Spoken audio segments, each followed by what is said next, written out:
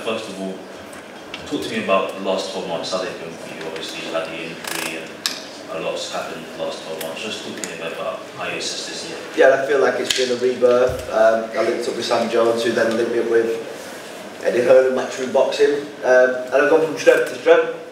We boxed Catterall falling back in May last year. Since that fight, I've headlined 3 times in the UK. And right hand to God, we're getting closer to a world title. Jack, hi, Adam here with RTL. Congratulations. Eddie's talked about your 11 months against high quality operators. What did you learn there tonight from going 12 rounds with Regis Prograis? You know what, I'll watch it back, but I think with every fight now at this level you learn so much. Regis is a 2-time world champion and he's been in with some of the best, so he gave us some great props at the end. It'd be nice to speak to him. I'll watch it back, I'll speak to Jamie and Nige. And I'm a worst critic, there's always room for improvement, so I'll study the tape and I'll be better. Jack, how would you just reflect on the fight overall? 6 out of 10. Eamon can't move seconds out. Jack, after the fight, Regis called you one of the best fighters, if not the best he's been in the ring with. He said he'll give you some tips as well too. What were those tips and what was it like in that praise from Regis when he's been in the ring with some very good fighters? Yeah, Regis has, like I said, he's been in with a lot of great fighters, so to have them comments after the fight means a lot to me. We've seen this week it's been pretty boring for Eddie probably, but it was stand-on business and it was just business for me and Regis. There was a mutual respect there. And I hope the fight lived up to its expectations. It was a cagey fight at the start. We both did what we needed to do, but there was a lot of credit for Regis after the fight. Jack, a lot of people felt that the scorecards were a bit wide. Did you think they were fair, or did you feel like it was a closer fight before the scorecards were read? I didn't judge it whilst we were fighting, but I'll watch it back. I do feel I won the fight, but maybe not as wide as what I heard from the first guy when I said that to Regis immediately. There's a lot of criticisms on scorecards. I'll watch it back, I'll score it. It did feel a bit wide, but I do feel the right man got the decision. There were a few moments as well where he seemed to stun him a little bit. Did you feel like at times there might have been the opportunity to stop him? Yeah, I knew I carried that power. I'd have to get his respect. When I dropped him, I wish he'd have stayed down, but he didn't. He showed he's a true champion. He got back up and kept on fighting. It was about being sensible. Maybe I could have took more risk, but maybe that would have gone the other way against me. So overall, happy with it. And we move on. Jack, you fought a very good Regis Prograis in there tonight. It wasn't the same Regis who fought Devon Haney. How much pride do you take knowing that you fought a somewhat near his best Regis Prograis? Yeah, it means a lot. It's I stay in the gym. I've been working for a lifetime's worth of work for all these fights, so it means a lot to me. And Regis is a top fighter, so it feels good. You're now a headline act, headlining regular outside of obviously likes of Tyson Fury, and we talk about Anthony Joshua. You're making sort of Manchester your home and the first boxing event at this arena. It's another sort of landmark moment for you in your career. How special is it knowing? You know what, I absolutely loved it. This fight week, this weekend, having the first headline fight at the Court Live. It was a real honour, and I'd love to go back here and do it again. Tom Brett back again. I've got a question for Jamie Moore. I think it was round number 1. You were very active in the corner. I couldn't hear what was being said in the corner, but it was like you was trying to tell Jack to push forward, get on the front foot more. Would you like to elaborate on that? Yeah, it wasn't so much on the front foot, because that's not sort of Jack's forte, and we know how dangerous Prograis can be. It was more about sort of making sure that space was in between, but get his feet a little bit closer, so that when Prograis started to sort of come forward, he could time him into the shots. In all honesty, Jack's, we don't matter now, we can talk about it because the fight's been done, but the postponement, the injury from the postponement, has meant that we've not been able to spar properly in this camp as well. But we knew we couldn't put the fight off again, otherwise Eddie would have lost his head. and you know, we had to go through with the fight. And the fact of the matter is, it's very rare that you're ever 100% for the fight. So he's not been able to spar as much as he should have or needed to. But that meant that he wasn't getting his timing as good as he would have early on. We spoke about it at length, saying the first couple of rounds are going to be cagey. At this level, it always sort of is, with the styles what they have. and I thought Jack would eventually time him into a shot, and then all of a sudden it would sort of catch fire, but it was the other way around.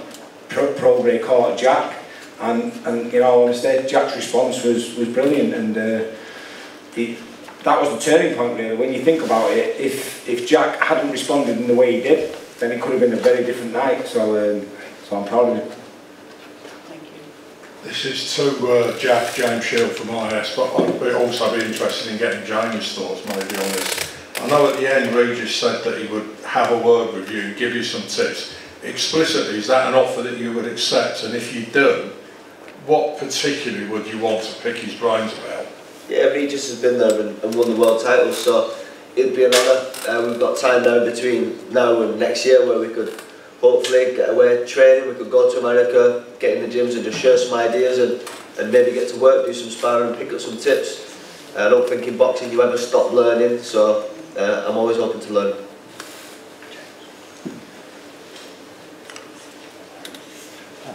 Jack, congratulations. There was talk of a title after the last Taylor fight. It's now been all but promised. Is there an ideal situation? Is there an ideal situation or opponent that you have? Yeah, listen, we know that Liam Parrot's fighting Hitchens. Is that December, the first week of December? So, and we're all under the same banner, so I think fighting against Regis tonight, we knew it was going to be a race, but that race put me in a great position to call the shots, and hopefully we get a shot at the IBF early next year. There's 4 other world champions, so I'm open to fighting any of them.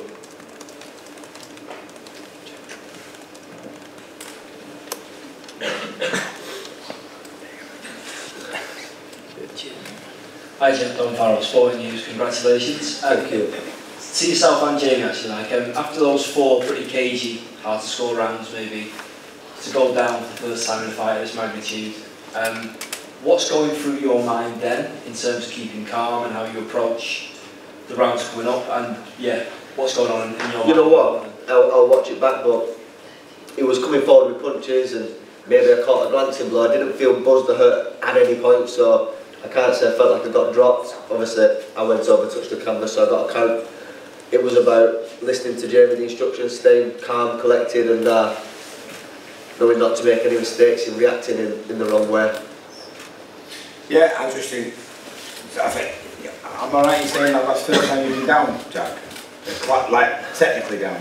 Yeah, I think so. Yeah, so, you know, the way he dealt with it, it's a big thing when you've never been down. I was like a yo-yo when I was fighting, I was up and down all the time, so I was used to it. When you're in Jack's position where you control fights and dominate so much, when you're put into that position, it's a test of your character. So it was interesting for me to see his response tonight, because when you get pushed to the point, you know, I'll be honest with you, by the time, me and Nigel were talking in the corner, by the time we got halfway, we was going, you can toss a coin here, and to see who's in front.